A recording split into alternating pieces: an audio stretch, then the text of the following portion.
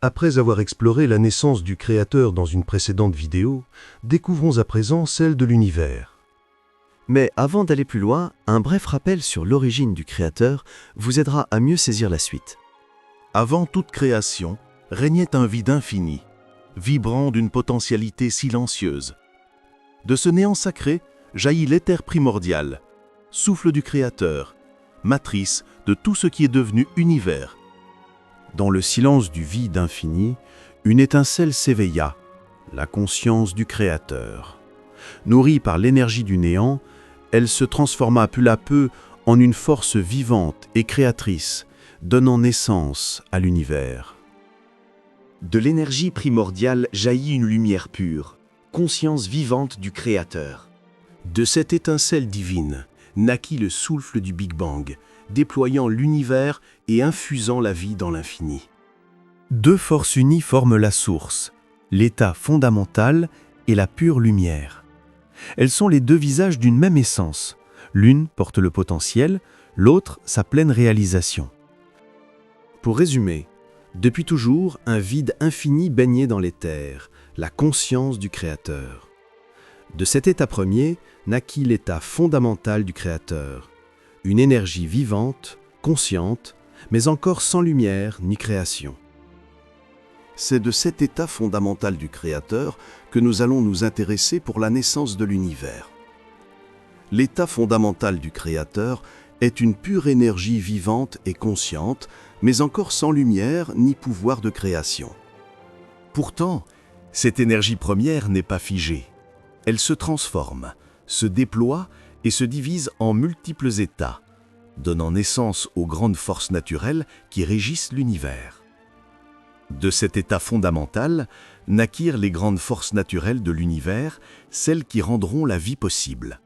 La gravitation, l'électromagnétisme, les forces nucléaires, la matière noire, l'énergie noire et même les neutrinos prirent forme en lui. Depuis, ces forces se manifestent partout, imprégnant l'infini de leur présence harmonieuse. Toutes les forces de l'univers ne sont en réalité que des expressions du Créateur. La gravitation, l'électromagnétisme et toutes les autres énergies ne sont que les multiples états de sa présence. Ainsi, à travers l'infini, c'est toujours le Créateur qui se manifeste sous d'innombrables formes. Ce que l'homme nomme le Créateur n'est autre que la somme des forces universelles présentes partout dans l'infini. Pour la science, la présence des forces partout dans l'univers s'explique par la propriété de l'espace-temps à être déformé par la masse et l'énergie. Et cette déformation influence tout ce qui se trouve dans l'univers, rendant ces forces omniprésentes. Ce que nous venons de découvrir, accompagné des révélations que la source m'a données, révèle que les idées scientifiques traditionnelles sont basées sur une ignorance profonde. Les forces universelles ne sont pas simplement des phénomènes physiques, mais des états distincts du Créateur. C'est pourquoi ces forces se répandent partout dans l'univers infini. Parce que le Créateur est lui-même un ensemble infini de ces forces universelles. Les forces universelles que nous observons partout dans l'univers sont en réalité des états du Créateur. L'état fondamental du Créateur est lui-même composé de forces de vie, manifestant ainsi l'essence même de l'existence à travers ces forces universelles. Je pense que les bases sont maintenant claires pour tout le monde, alors continuons, car ce n'est pas fini. Mais la vraie question est, comment le Big Bang lui-même a-t-il pu se déclencher ?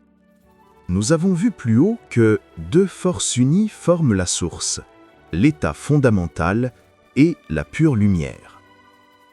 Nous venons de découvrir l'état fondamental. Maintenant, il est temps d'expliquer ce qu'est la pure lumière. Le Créateur possède plusieurs états, chacun avec une fonction précise.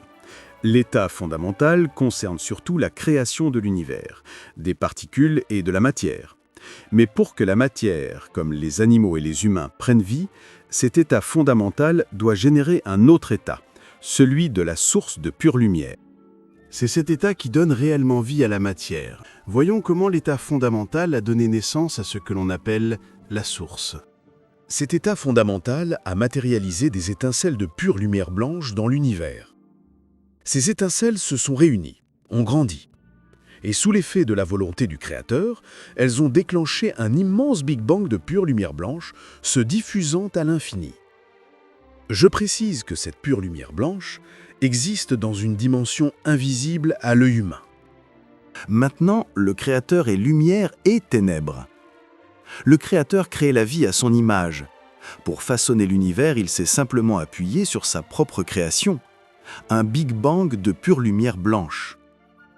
Le Big Bang a bien eu lieu, mais ce n'est pas l'état fondamental lui-même, cette pure énergie non lumineuse, cet état fondamental qui contient toutes les forces universelles, qui a généré le Big Bang. Le Big Bang a été créé par la source elle-même, la source de pure lumière blanche. Comment a-t-elle fait ? La source a simplement matérialisé de la pure lumière blanche qui s'est condensée pour déclencher un puissant Big Bang dans notre univers. Il va de soi que le Big Bang ne s'est pas produit dans la dimension de la source, mais bien dans notre univers. C'est un mécanisme bien sûr très complexe, mais son principe fondamental est là. Les particules élémentaires se sont créées dans le Big Bang grâce à la conversion d'énergie pure en matière, selon la célèbre relation E égale mc au carré d'Einstein, qui montre que l'énergie peut se transformer en masse. Juste après le Big Bang, survint ce que l'on nomme l'inflation. Cette phase a autorisé une expansion fulgurante de l'univers dans toutes les directions, visant à instaurer son homogénéité et son isotropie. Comment peut-on expliquer que l'inflation ait maintenu une température uniforme dans toutes les directions, assurant ainsi l'homogénéité et l'isotropie de l'univers ? Loin des conceptions statiques et impersonnelles, l'état fondamental du Créateur se révèle être une force dynamique, vibrante de vie, de conscience et d'intelligence. C'est l'énergie noire, un état du Créateur présent avant le Big Bang, qui s'est mise en action. Elle a permis la diffusion de la température dans toutes les directions, donnant naissance à l'expansion de l'univers. C'est cette force qui orchestre le gigantesque processus de l'inflation, insufflant à l'univers naissant son homogénéité et son isotropie. Animée d'une volonté propre, elle se répand dans toutes les directions, tel un souffle cosmique, diffusant la chaleur et l'énergie nécessaires à la création de la matière et des structures que nous observons aujourd'hui. Ici, une précision importante s'impose. Contrairement à ce que pensent les scientifiques officiels, le Big Bang n'a pas créé notre espace-temps. En réalité, il s'est produit dans un univers infini déjà existant, porteur de la conscience du Créateur.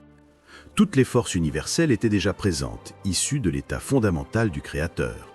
Mais elles n'étaient pas unifiées ni actives, faute de matière. Elles attendaient la création de la matière pour pouvoir entrer en action. Avant le Big Bang, il existait un vide infini contenant les différents états du Créateur, dont l'état fondamental réunit toutes les forces universelles.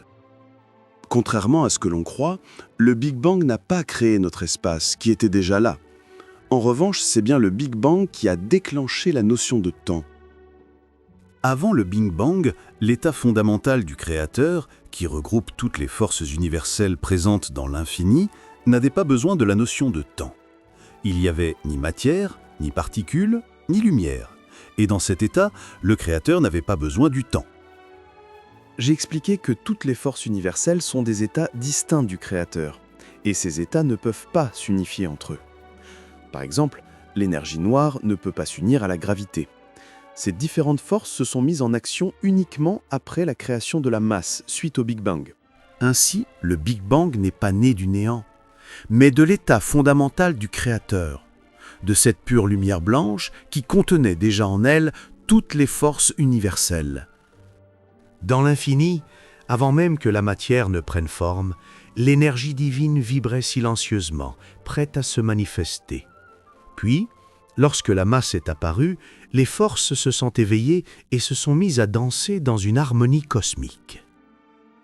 L'énergie noire, souffle invisible du Créateur, a alors propulsé l'expansion, ouvrant les portes d'un univers sans limite. Notre cosmos, dans toute sa grandeur, n'est peut-être rien d'autre que la trace encore vive de cette première lumière, l'expression même de la conscience créatrice qui continue à chaque instant d'écrire l'histoire de l'espace et du temps.